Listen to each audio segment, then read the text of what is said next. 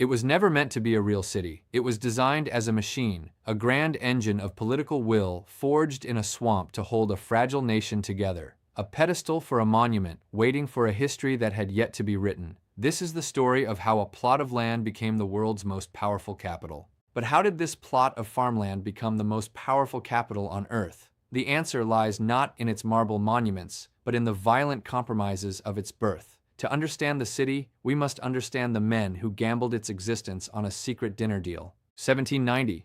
The young American Republic is on the brink of financial collapse. Northern states want debt relief, southern states want the capital. A secret dinner deals the cards. Hamilton gets his bank. Jefferson and Madison get their capital on the Potomac, away from the influence of northern commercial centers. The result? The Residence Act, a district of 10 miles square carved from Maryland and Virginia, a federal territory belonging to no state, designed to belong to all, a neutral ground where the federal government could rule without state interference, directly under the control of Congress. Enter Pierre-Charles L'Enfant, a French engineer with a vision of grandeur. He didn't see a town, he saw a new Paris. Broad diagonal avenues, radial streets, and public squares, a canvas for power and civic pride. Jenkins Hill was to be the pedestal for the Congress House, the center of the city's geometric heart. But dreams burn easily. In August 1814, British troops marched into the city and torched its heart.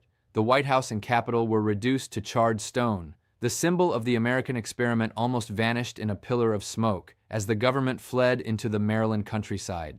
The city was rebuilt, but its next trial was internal. During the Civil War, Washington became a fortress. It was the most fortified city on the planet, ringed by 68 forts to protect the Union from the Confederacy, just miles across the river in Virginia. It was here that Lincoln oversaw the survival of the Republic. By the late 19th century, L'Enfant's vision was lost in a clutter of rail yards and slums. 1901, the Macmillan Plan, a return to grandeur.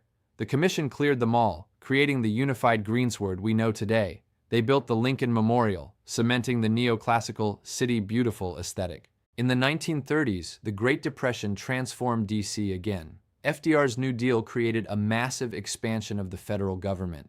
The Federal Triangle was built, housing thousands of new workers. The city was no longer just a capital, it was the nerve center of the American economy. World War II turned D.C. into the arsenal of democracy. The Pentagon was constructed in just 16 months, becoming the largest office building in the world. Decisions made here shifted borders on other continents as Washington became the cockpit of global power and the center of the New World Order. But the city was also a stage for the struggle for equality. In 1963, 250,000 people gathered on the National Mall for the March on Washington. The Lincoln Memorial became the backdrop for Dr. King's I Have a Dream speech, proving that D.C. was the heart of American conscience. The 1968 riots following Dr. King's assassination left deep scars on the city's urban landscape. For years, D.C. struggled with identity and representation. Yet this period also saw the birth of modern D.C., a majority black city with a unique culture separate from the federal government. In 1973, D.C. finally gained home rule, allowing residents to elect their own mayor and council. Yet the paradox remains, a capital of democracy where citizens still lack full voting representation in Congress. Today, it is a global tech hub and a cultural powerhouse. Washington, D.C. is a monument to freedom built by compromise, a city of stone that pulses with the heartbeat of an ongoing experiment.